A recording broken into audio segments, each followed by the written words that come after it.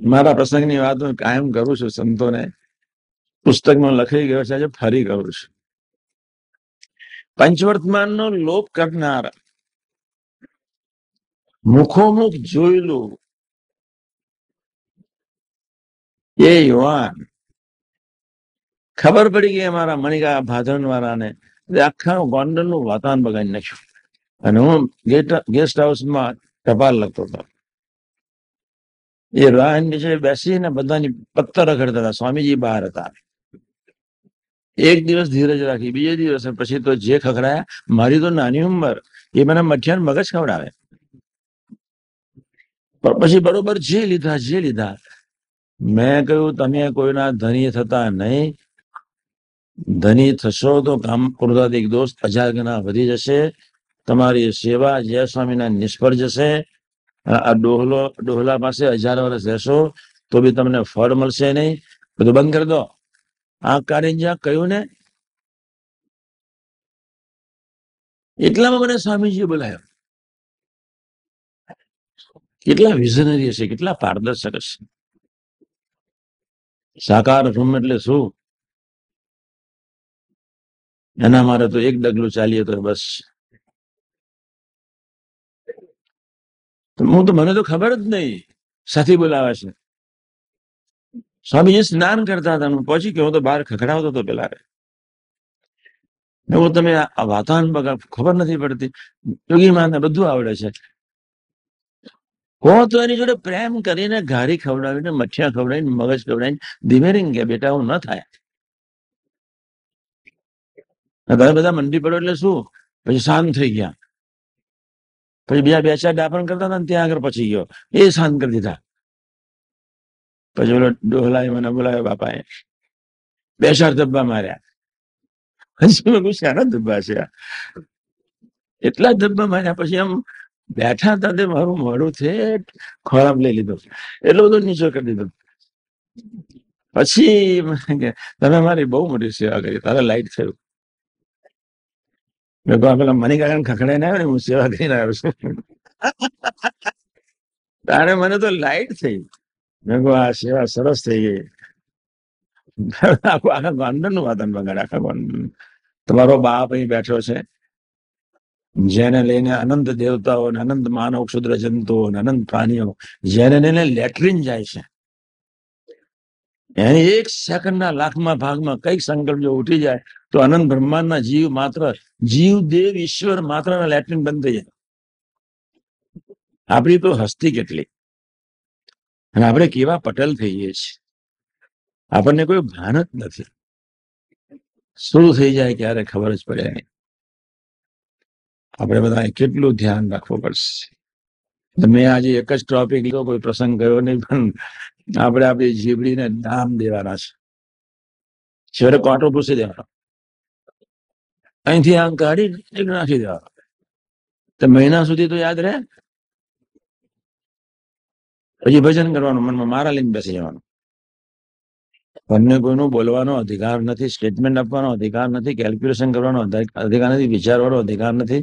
તમે તમારું વિચારો તો બસ છે. હું તો કાયમ વાત કરું છું, સમય બહુ ઓછો છે, પ્રાપ્ત કરવાનું ઘણું છે. તો બીજાની પંચાયતમાં શું પડો છો? અને બીજાની આગળ ગમે તેમ બોલીને પાપના ઢગલા કરવાની શી જરૂર છે? આપણે બધા બહુ સજાગ રહેવાનું. તમને હજુ તમારા સમ્યક સંકલ્પની ખબર નથી તો નવા અંદર કચરો નાખવાની શી જરૂર છે? મેં ફકીરબેન ધીમેરીને કહ્યું તો, ફકીરભાઈ તમારું પુણ્ય વાણીથી ખતમ થાય છે. ફકીરભાઈ એકલાનું નહીં, અનંત. વાણીથી ખતમ પુણ્ય ન થવું જોઈએ, પકડી રાખો. સાદી શ્લોક કેટલા વર્ષોથી કહીએ છીએ, વાણી અમૃતથી ભરી મધુ સમી સંજીવની દ્રષ્ટિ માં ભરી દિવ્યતા. સંબંધ સંબંધ સંબંધ સંબંધ, બાપ રે બાપ. સરદારની ધરતી પર ગોંડલના, પેલું ગોંડલનું ખાલી પાટિયું જ સરદારની ધરતી પર. સ્વામીની ગાડી આમ જાય, પેલી એસટી આમ ઉભી રહી ગઈ. એસટી પર ગોંડલનું બોર્ડ વાંચ્યું તો ગાડી ઉભી રાખીને એસટી ને દંડવત કરે. અરે દિમાગ બંધ થઈ જાય. ધરતી પર આવો પુરુષ આવશે? બંધ પૂછી વિચાર કરો. પછી બધાએ પૂછ્યું કેમ સ્વામીજી અહીં શું દંડવત કરે, અહીં કોઈ તીર્થસ્થાન તો છે ને, આ ગોંડલ નું નામ જો. અલ્યા આપણું તો દિમાગ બંધ થઈ જાય. 5 જ આવા પ્રસંગો વિચારીને પ્રાર્થના કરીએ ને, હૃદયનો પ્રવાહ બદલાઈ જાય. પ્રથમનો 67 મફતમાં ગુણ મળી જાય, પ્રથમનો 62 મફતમાં ગુણ મળી જાય, પ્રથમનો 33 મફતમાં ગુણ મળી જાય, પ્રથમનો 27 મફતમાં ગુણ મળી જાય, મધ્ય 41 મફતનો ગુણ મળી જાય. વળતું નથી, પટલ થવું છે. મફતમાં જ અનંત કલ્યાણકારી ગુણ આપવાના સંકલ્પ સહિત નારાયણ પૃથ્વી પર આવ્યા છે. મફતમાં પટલ ન થાવ બસ.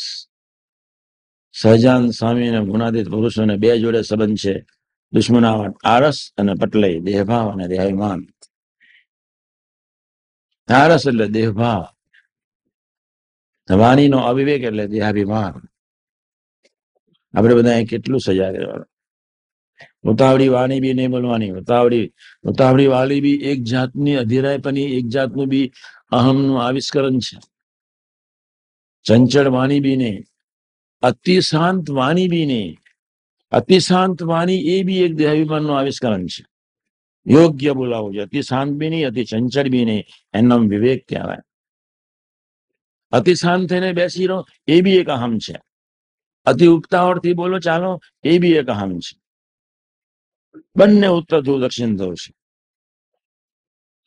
આપણે બધાએ કેટલું સમજવાનું છે. બિલો નોર્મલ વાળાએ આમ ચડવાનું છે, એબો નોર્મલ વાળાએ નીચે ઉતરવાનું છે. એનું નામ આત્મીયતા કહેવાય, એનું નામ સંબંધવાળી દ્રષ્ટિ કહેવાય.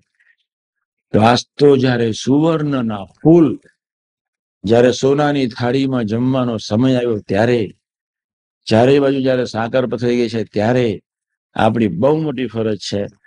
બી પોઝિટિવ, જેટલું હોય એટલું સારું લઈ લો, દરેક માંથી લઈ લો. મારામાં વ્યવહાર કુશળતા ના હોય તો વ્યવહાર કુશળ વ્યક્તિની પાસે જઈ એની પાસે શીખો. મારામાં કઈ ગુણ લેવાની વૃત્તિ ના હોય તો જે ગુણ ગાતા હોય એની જોડે દોસ્તી બાંધો. વિવિધ પ્રકારના ભિન્ન પ્રકૃતિ કાકાજીનું એ સૂત્ર આપણે આવું જયારે વિચારીએ ત્યારે આપણને ખૂબ બળ મળે. ઠંડા પથરાની જેમ બેસી નથી રહેવાનું, ઉતાવળા ચંચળ ચકલાની જેમ ઉડાઈ નથી કરવાનું, સ્ટેબલ થઈને દોડે જવાનું છે. યોગ્ય વાણી બહુ અઘરી છે, જરૂરી વાણી બહુ અઘરી છે, સંબંધવાળી વાણી ખૂબ અઘરી છે. આજના શુભ મંગલકારી દિવસે ભગવાન કિશન, ભગવાન રામ, ભગવાન શિવ શક્તિ, ભગવાન સ્વામિનારાયણ, રઘુનાથિત પુરુષોના ચરણારવિંદમાં એક જ પ્રાર્થના છે. શાસ્ત્રીજી મહારાજ, યોગીજી મહારાજ, કાકાજી, બપ્પાજી, સાહેબ, સૌના ચરણારવિંદમાં એક જ પ્રાર્થના.